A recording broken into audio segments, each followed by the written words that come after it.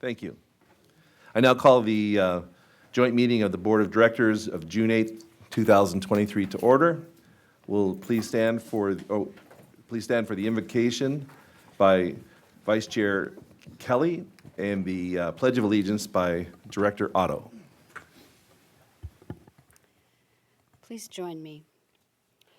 Our Heavenly Father, we do thank you and praise you for the wonderful communities that we live in, for the many ways that you bless our cities and our county. We ask now for your wisdom as we make important decisions for this agency. We thank you for the wonderful report that we will be receiving.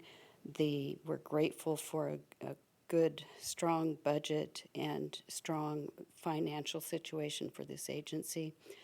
We ask that you would be with those who protect us, our military men and women, our firefighters, our police officers, and those who are out there every day protecting us. Bless our drivers and our roads, and we ask in your name. Amen. Amen. Please place your hands over your heart. Veterans Day salute.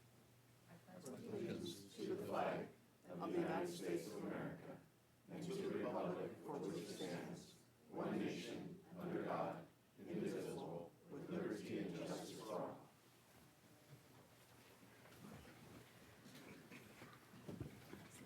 Okay, thank you. And Madam Clerk, would you please call the roll? Chair O'Neill. Here. Vice Chair Heft. Here. Director Connors. Here. Director Hurt. Here. Director Otto. Here. Director Reynolds. Director Federico. Here. Director Aitken. Here.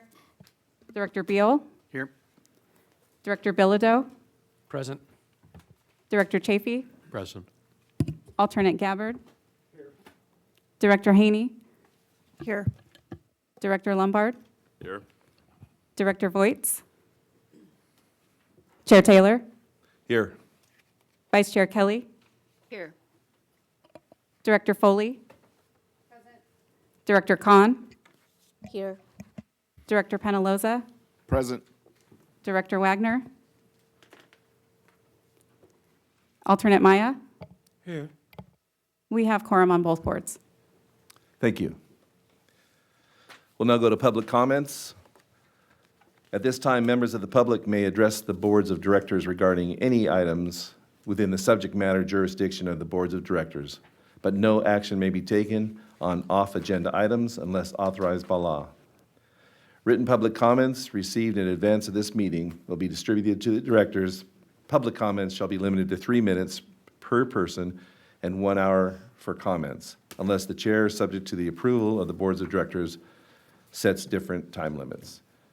If needed, additional public comments will be held before the closed session portion of the agenda during the public comments, continued part 2, and shall be limited to 3 minutes per person unless the chair, subject to the approval of the boards of directors, sets different time limits. Madam Clerk, are there any public comments, written or otherwise? There are no public comments. Okay. And do any of the, okay, now we'll move on to the San Joaquin Hills consent calendar items 1, 3 through 4, 6 through 8. Do any directors of the San Joaquin Hills like to pull any of those items for comments or questions? I'll move the consent calendar. I'll second. So I have a motion by Director Connors and a second by Vice Chair Heft. And may I have a vote now? All those in favor? Aye. Opposed? It's unanimous. And now we'll go to the Foothill Eastern Board. And any directors from Foothill Eastern like to pull any items for discussion or questions? Seeing none, we'll ask for a motion. Move the consent. I have a motion by Vice Chair Kelly and a second by Second. Director Foley. Thank you. And now we'll go for the vote. All those in favor?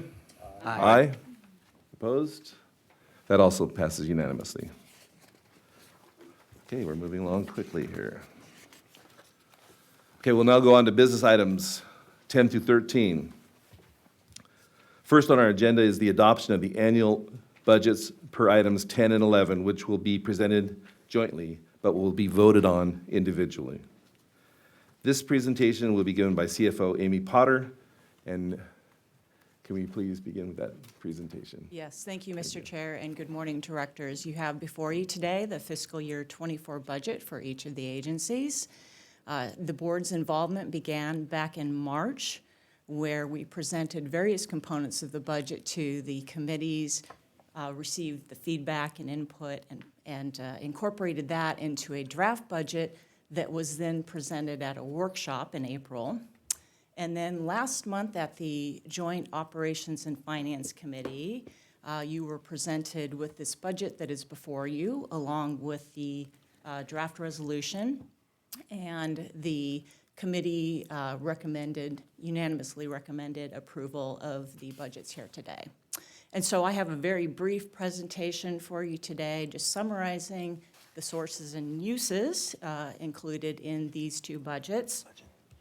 So shown on the left, total sources for Foothill Eastern, $643.2 million, and total sources for San Joaquin Hills, $532 million.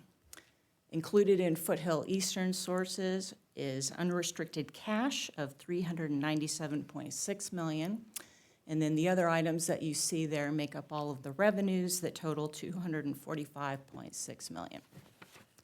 On San Joaquin Hills, the unrestricted funds are $341.8 million, and the other items that you see there total $190.2 million, making up the revenue. Expenditures included in the budget, Foothill Eastern, $155.1 million, and San Joaquin Hills, $135.7 million. And so with that, the San Joaquin Hills recommendation is to approve Resolution S 2023-05, approving the budget for fiscal year 2024 in the amount of $135,674,259. And for Foothill Eastern, the recommendation is to approve Resolution F 2023-05, approving the Foothill Eastern fiscal year 2024 budget in the amount of $155,135,422. And that concludes my presentation. Thank you, CFO Potter. Do any directors have questions? Chair O'Neill? Not so much questions as just a couple comments. So as this year's chair of the Finance Committee for TCA, first want to say thank you to our CFO, Amy, and her finance staff for delivering this budget on time and with quite a bit of discussion at both the committee level and then at the board level and then here today. Also want to say thank you to our CEO, Valerie McFall, for stepping in this year and also helping to deliver this budget on time and with the amount of discussion that we've got. My thanks to our Finance Committee itself, especially actually Tony Beal, who's been the chair for the last few years. I do want to say thank you for everything that you've done. Because one of the things that, with a press release that just went out recently, but we had been talking about up here, being able to say that what we've been doing over the last few years is reduce the debt by almost $1.3 billion is a massive deal. It is something where it gets us away from grand jury reports, as we've talked about up here, and it reminds the public that we're paying a lot of attention to the stewardship of making sure that the primary obligation of this body, at least certainly from a budgetary standpoint, is paying the debt down. And so being able to do that through both a combination of refundings and also buybacks, because of policies that have been put in place for the last few years, matters quite a bit. And so certainly for San Joaquin, we continue to catch up on the market effects of what we've seen during in 2020 and then coming forward. But we're really fortunate to be in a different place from a debt standpoint, from a reserve standpoint, and from a bond rating standpoint. And so I do support this, and just wanted to again say thank you for all the work to get us here. Thanks. Thank you, Chair O'Neill. Director Wagner. Yeah, briefly, I want to echo the comments of Chair O'Neill with respect to the great work done by budget staff and by the CEO. My problem with this budget is, as I have said before, and is related solely to the automatic increase in tolls. I mean, we came through COVID with a very robust budget. We've got this very robust budget, and I just don't see the need to increasingly dip into the pocketbooks of the taxpayers and ratepayers, the toll users, the public that indirectly put us on this board. And so I can't support a budget that does that. My opposition to the budget, though, is solely based on that policy decision of our board. I have great respect, and the public is very well served by the budget team. I just wish they wouldn't do this one thing. So with that, Mr. Chair, I've registered my opposition for the public again. Thank you. Thank you, Director Wagner. Any other questions or comments? Okay, then for, Yeah, O'Neill? I'd like to take the honor of making the motion to approve the San Joaquin Hills Board budget for this coming fiscal year. Second? okay, we have a motion by Chair O'Neill and a second by Director Foley? Fully. No. Otto. Director Otto, pardon me. Let's see, for San Joaquin Hills, all those in favor? Aye. Aye. Opposed? No. So we have almost unanimous, we have one in opposition. Thank you very much. Now we'll move on to the Foothill Eastern. Could I have a motion? Trish Kelly moves. I'll second. Director Penaloza? Director Penaloza seconds, Trish Kelly makes the motion. All those in favor? Aye. Opposed? So we have one opposition from Director Wagner, otherwise it passes. Thank you very much, CFO Potter.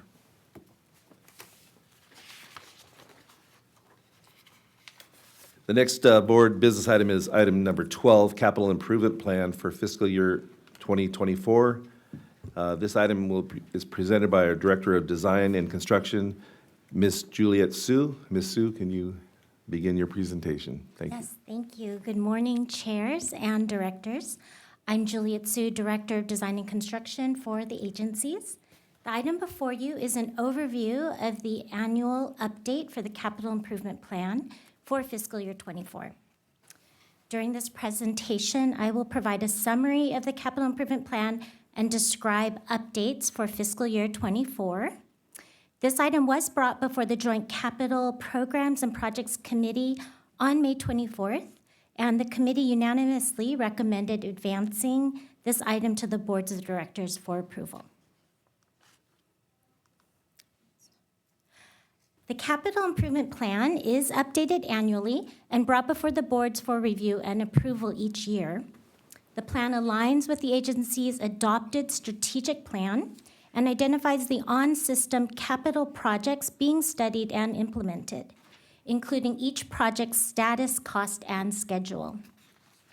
Scope and timing of projects is based on maintaining free-flow traffic conditions on the roads to ensure trip reliability for our customers. The projects are organized into 3 categories: current capital projects with completion anticipated by 2030, conceptual projects that are anticipated for 2035 or later, and completed capital projects. So in the next few slides, I'll go over each of the upcoming planned projects.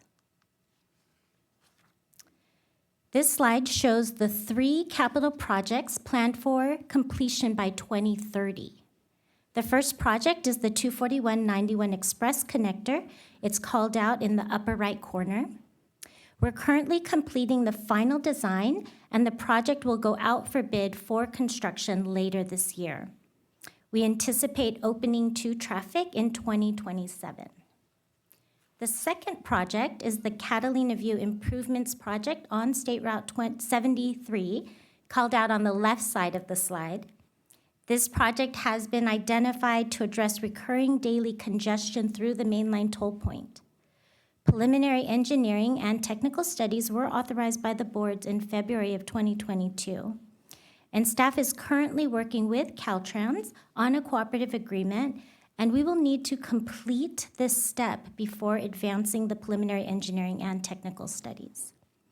Based on feedback that we received at the Joint Capital Project Programs and Projects Committee meeting in May, staff will be preparing a technical memorandum to evaluate the traffic on State Route 73 in the project area, and will bring the results back to the committee for their feedback prior to advancing the engineering and the studies. This project has an anticipated completion schedule of 2030. And the third project is the State Route 241 Loma Improvements Project. It's called out on the right side of the screen. The project will add one lane in each direction on State Route 241 from the 133 interchange to the 261 interchange, and will provide operational improvements to maintain free flow traffic. A project study report, project report, and an addendum to the environmental document were approved by Caltrans in 2011.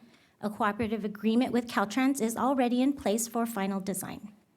In fiscal year '24, we have budgeted to kick off the final design, and we plan to begin this effort after the 24191 begins construction in 2024. This project is anticipated for completion in 2029. The project development process for highway projects can take a significant amount of time to get a project ready for construction, and this lengthy process is reflected in the schedules we have for each project. This table shows the prior and proposed expenditures for the projects through construction by year 2030. From last year's capital improvement plan, the 24191 Express Connector cost has been updated to reflect anticipated escalation.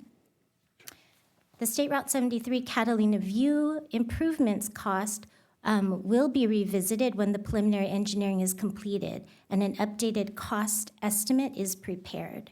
We will bring the project to the Joint Capital Programs and Projects Committee at that time.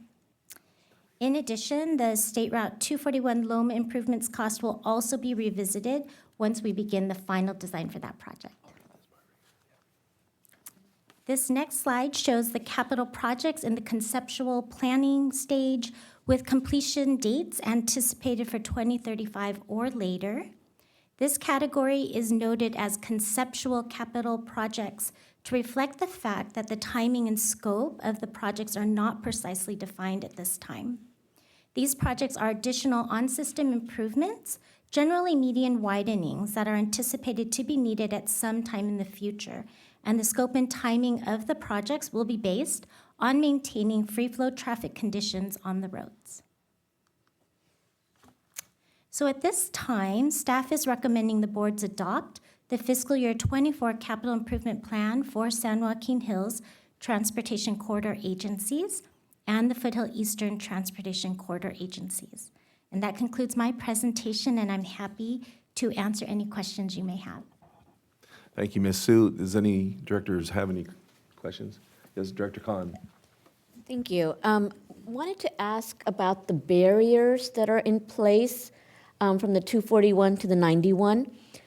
Is there any plan to extend those barriers further? Because I travel that corridor, and when you approach the exit lane, people are cutting in where the barriers end, and it's very dangerous. Director Khan, I actually will have an update for the boards at the end of the meeting, but yes, we do have a project, and I think we'll have some exciting news to share with the board today. Wonderful. Thank you. Thank you. Any other questions? Chair O'Neill? Yep. Actually, a couple 73 questions, and they're not so much capital improvements, although there's work being done on the roads. Two things. One is when you get in off the 55 onto the 73, that's been under construction for a really long time, and it's kind of that's one I get a lot of complaints on. I probably should have asked what's the update on that. I will have our alternate from Caltrans, Mr. Mayan, provide a response. Good morning, Chair.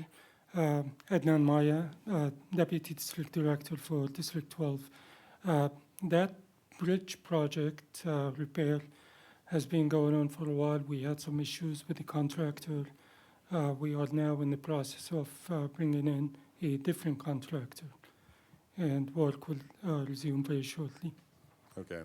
Any guesses at all on when that project will be done so we can get the 2 lanes back open again? It should not be very long after we have a replacement contractor, after we work with the surety company. It will only be a few months once we get that. Okay. And then the other one is the Newport Coast Drive turnaround to go onto the 73 North was recently pushed down from 2 lanes to 1, but we still have the 2 lanes going through the toll, and I was wondering, do we have, what happened there? Yeah, I am not sure of the Okay. specifics. I know there is a project in the area, so Okay. that may be a temporary measure to accompany construction. Yeah, okay. I'll tell you what, offline, if you could just get an update on that, that'd be great. Thanks. Mr. Chairman? Any other questions? Director Foley? Thank you.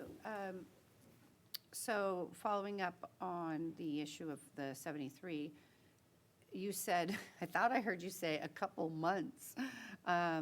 And so, of course, Director Aiken and I over here perked up because the fair is starting.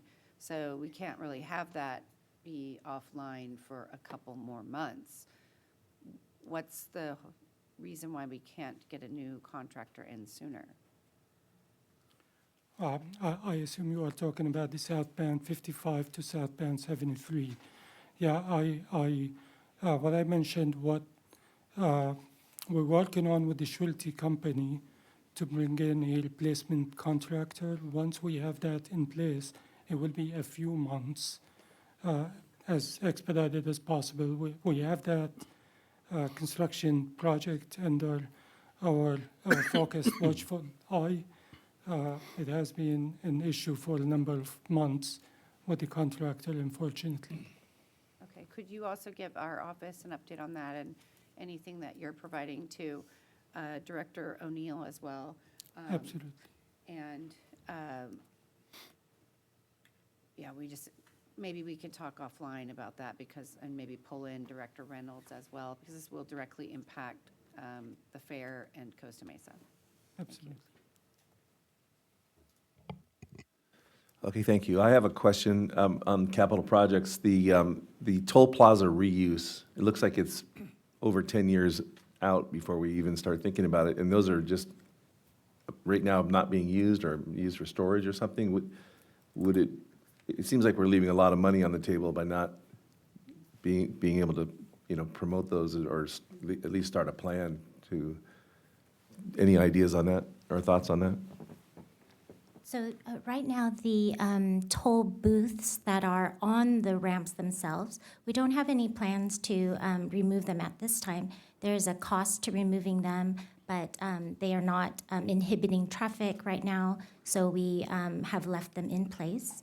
And then the toll plaza buildings in many of the locations where there's a large building that are actually being used by our toll operations contractor TransCore. And so they are actually being used. Oh, they are being used. I wasn't aware of that. Okay, thank you. Any other questions or comments? Okay, then we'll do this with 2 motions and 2 votes. So could I have a motion for the San Joaquin Hills to approve the CIP and So moved. Second. that was a motion by Director Foley and second by Director Khan. All those in favor? Aye. Aye. Opposed? That's unanimous. And now we'll go to Foothill Eastern. A motion and a second. Director Haney has made the motion, and Director Aiken seconded. All those in favor? Aye. Opposed? None, seeing none, it's unanimous. Thank you all, and we'll move on to our last business item for today, item number 13, which is the Federal Legislative Advocacy Services. This item will be presented by Barbie Daly. Ms. Daly, can you start your presentation? Thank you. Absolutely. Good morning, Chair Taylor and Directors. Barbie Daly, Interim Director of Government Affairs. The item before you is a request to exercise 2 one-year options to extend TCA's contract with Aiken Gump, Strauss, Hauer, and Feld for federal legislative advocacy services. This contract extension was presented to the Joint External Affairs Committee in March for discussion and recommendation and was included in the fiscal year 24 budget that was approved this morning. In 2020, after a competitive procurement process, Aiken Gump was awarded a 3-year contract with 2 one-year options to provide federal legislative advocacy services. Since that time, Aiken Gump has proven their value and flexibility as TCA's needs have evolved. Aiken Gump has a thorough understanding of the agency's needs and a history of supporting the agencies during delivering effective results. Aiken Gump has one of the largest government relations practices in DC and has a uniquely qualified team representing the agencies. Our lead advocate, Susan Lint, provided the boards with an update on DC activities at the May board meeting. Susan is a partner with Aiken Gump and is head of the firm's transportation and infrastructure practice. She is also the co-head of the firm's Autonomous Vehicles Initiative. And prior to joining Aiken Gump, Susan served as counsel on several subcommittees of the House Transportation and Infrastructure Committee. We're also fortunate to have Natasha Cohn on our team, who is also a partner and co-heads the Aiken Gump cybersecurity, privacy, and data security practice, which has proven extremely valuable to TCA as we continue to monitor privacy laws, which could have an impact, and take action should it be needed. Dario Fromer, who was a former California Assembly Majority Leader and California Transportation Commission Chair, also represents TCA in DC, and we also have access to several other members of the Aiken Gump team should a specialized needs present itself. At this time, I'd like to walk through some of the key elements of the 2023-2024 Federal Legislative Work Plan. First is the ongoing need to be vigilant and protect the agencies from onerous regulations that restrict our ability to set tolls and collect and share information. This involves ensuring that federal laws do not impose unfunded mandates or legal risk, and that federal or state privacy laws do not prohibit TCA's operations or prevent the agencies from complying with federal laws governing national interoperability. Second, having a firm in DC is also key as they serve as an extension of staff providing oversight, which requires closely monitoring developments in DC to support and protect TCA's interests. This involves reviewing bills, proposed regulations, and policy changes to determine their relevance to TCA and do not hinder TCA's ability to advance its capital projects or operate efficiently. A key focus over the next 2 years will be to identify the appropriate entity in Mexico in order to develop an agreement similar to the agreements signed between New York and Canadian tolling agencies, enabling them to share necessary information that would allow toll operators to bill users of their facilities with foreign license plates. We will work with the Orange County Congressional Delegation as we move forward in this endeavor, as they have expressed interest and support for these efforts. This is also an area where we will collaborate with our California Toll Operator Committee partners. While staff and advocates regularly meet with stakeholders in DC, we want to take this opportunity to enhance our outreach to members of Congress, federal agency heads, and agency officials, and where applicable, political appointees by scheduling a DC advocacy trip for our board chairs, highlighting TCA as key to the region's mobility and economic success. Our final key objective is project support and partnerships. This involves securing necessary support for TCA's capital projects, advocating alongside our regional and industry partners where our needs intersect, and coordinating with other stakeholders such as those on this slide. In summary, to provide continuity in services, a request is being made to exercise 2 one-year options to extend the contract with Aiken Gump, Strauss, Hauer, and Feld for federal legislative advocacy services, in an amount of $90,000 for services and $5,000 for expenses per year per agency, in an overall amount not to exceed $380,000 for 2 years. And as mentioned on the previous slide, the recommendation is to authorize the interim chief external affairs officer to exercise 2 one-year options to extend the contract number K001324 with Aiken Gump Strauss Hauer and Veld for continued federal legislative advocacy services. And with that, it concludes my report, and I'm happy to answer any questions. Any questions for Ms. Daly? Oh, yes. Director Federico. Thank you. Thanks, Ms. Daly. I'm going to start by saying I'm sure Aiken Gump are fantastic at what they do. But a few questions. Why 2 one-year options and why not a 1-year option and then next year come back and see if we want to reconsider? We could certainly do that. It made sense at the time to do a 2-year option for continuity purposes. But certainly if it's at the board's desire, we could go ahead and do 1-year option at this time. Okay. I'm not going to oppose the 2 years. I don't see a value in it. There's not some sort of value, though, is that what you're saying, right? It's just convenience? It's more of a convenience, but also for the continuity in services, because there are going to be staffing changes in the External Affairs Department, and basically their longevity and institutional memory is going to be really important as I transition out and we bring on new staff. Okay. And we don't receive any federal money, right? We do not.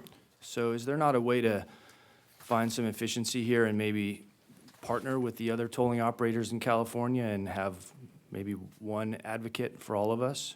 I could see not doing that if we were competing for the same federal money, but Right. since we're not, we're just doing this to protect our existence. Actually, we do collaborate with the other tolling entities, but we do have very different interests. As you mentioned, we don't receive federal dollars. However, most of the agencies do. They also have a transit component, which we don't. So our interests aren't necessarily the same. And it is advantageous to have a firm representing us so that we have oversight in terms of regulations, privacy matters that could impact us that may not impact other agencies. And so there is value in TCA having a firm of their own. Okay. Okay, thank you. Thank you. Any other comments or questions on this item? Seeing, Vice Chair Kelly. I just would like to say that Aiken Gump and Susan Lind have done excellent work for us, and it really is important for us to have those eyes and ears in Washington. And as you mentioned, you're not going to be with us. So I do believe that the continuity is important.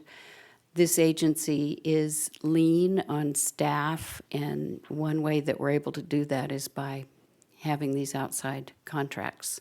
So I would be pleased to move this item on behalf of San Joaquin Hills. Okay, I have the motion. Do I have a second? And a second from Director Connors. All those in favor? Aye. Aye. Any opposed? Okay, and then we'll move on to Foothill Eastern. Could I have a motion? I'll second. Okay, Director Penaloza. Director Haney makes the motion and is seconded by Director Penaloza. All those in favor? Aye. Aye. Opposed? Okay, that is unanimous. So thank you, Ms. Daly, for that presentation. And now, are there any further public commenters? There are no public comments. Okay, seeing none, I'll move on to the Chief Executive Officer's report. Great. Good morning, Chair Taylor and directors. This morning, I have a few items to present. First is TCA is preparing to host the WTS Orange County Transportation Academy again this year, which runs July 13th through August 11th. The Transportation Academy is a 2-week event that provides a very immersive and intense program for college students that are in the transportation sector. We're thrilled to participate again in the program to highlight the TCA, the toll roads, and all of our exemplary staff This will actually be our 14th year participating. We always have a really good turnout, a mix of students coming in from different colleges. We take them out on the roadways, show how our systems work behind the scenes, and also share our mitigation areas. So it's a really good opportunity to highlight what the agencies do and also educate students coming out of college. The next item, we'll have a little picture for you as well. As Director Khan asked earlier about the channelizers at the end of the 241 coming up on the 91. Last week, we had our crews out there on this area. They installed an additional approximately 70 channelizers in the Gore area between the 241 connector eastbound and the westbound 91. This additional work enhances safety for the motorists using our roads and then also prevents queue jumping. Since the installation last Thursday, we are continuing to monitor the effectiveness.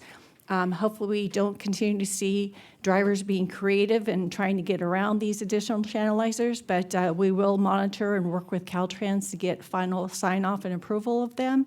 And then if we need to make additional adjustments, definitely look forward to your observations as you travel this area, and then we'll look for feedback from the commuters as well.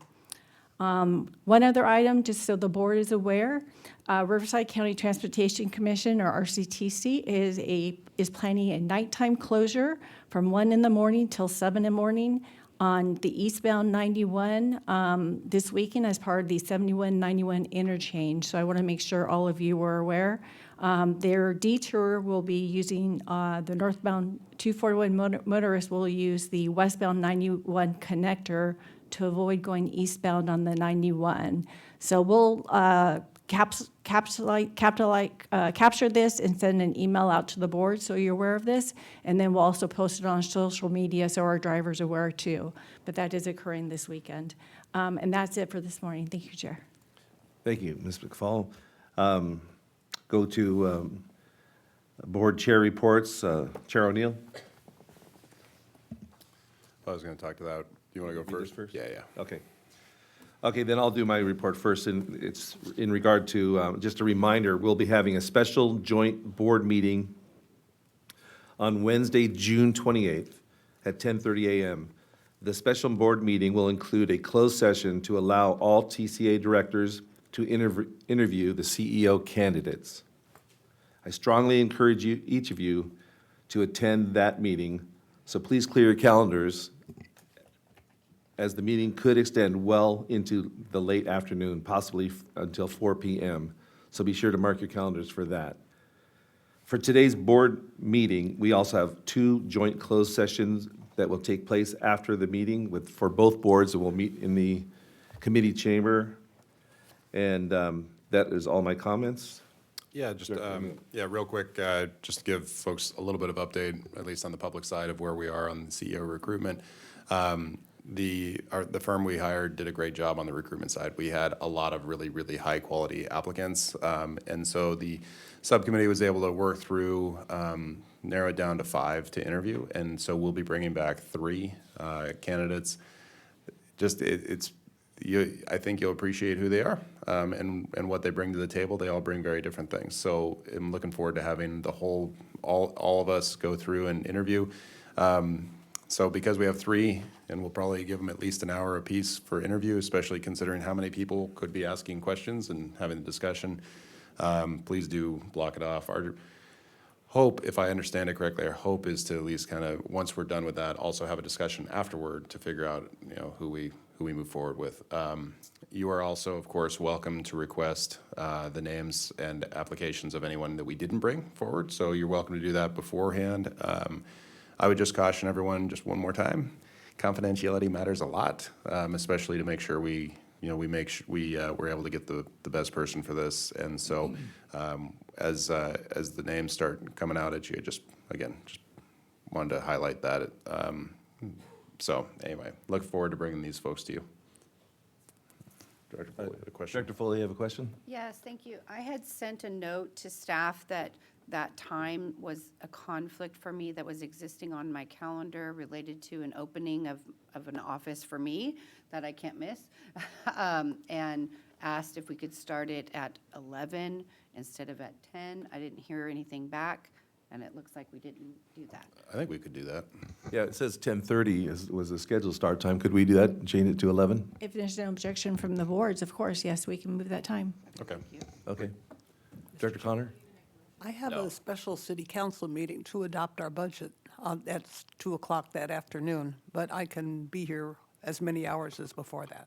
Okay, thank So you. It's hard to get everybody together. It's hard to get for a whole everybody day. together, but you obviously know the importance of this meeting, so to give everybody an I opportunity. think that would mean that you'd be able to be here for all the interviews. And then if you have any thoughts, you can give them before you take off. Awesome, okay. Anyway, thanks. All right, so we'll start at 11. We'll send out a meeting notice for that. Okay? Yeah, just one quick clarifying question. Did I hear that the intent is by the end of that day, we are selecting a candidate to move forward with? What, can you just describe the? Go ahead, plan. Ben. The intent is just to interview and have a discussion. There wouldn't be an actual appointment until later. We can certainly have the discussion, but we're not going to be having a vote. So there for it. could be a clear consensus around one, but it might be, okay, some additional follow-up. Great, thank you. Yep. Okay, with that, we'll have Mr. Rubin bring us into closed session. Thank you, Chair Taylor. So we have two closed session items. The first one is conference with legal counsel regarding anticipated litigation under subdivision A and D2 of the Government Code regarding one potential case. I do anticipate reportable action after that item. The second one is also anticipated litigation under subdivision A and D2. That one relates to exposure to litigation arising from a dispute with BC Traffic Specialties, as otherwise described in the agenda, and I don't anticipate reportable action from that item. Okay, thank you, Mr. Rubin. So we will go into closed session now, maybe take a 5-minute break, and we'll head over to the committee room. Thank you very much, everyone.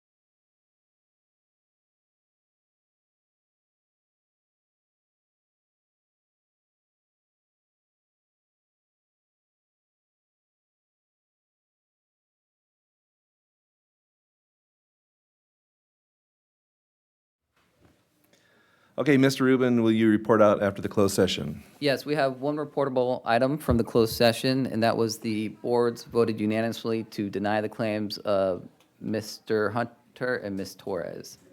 And that is the report out. Okay, thank you. This meeting is now adjourned till Thursday, July 13th, 2023 at 9:30 a.m. Thank you.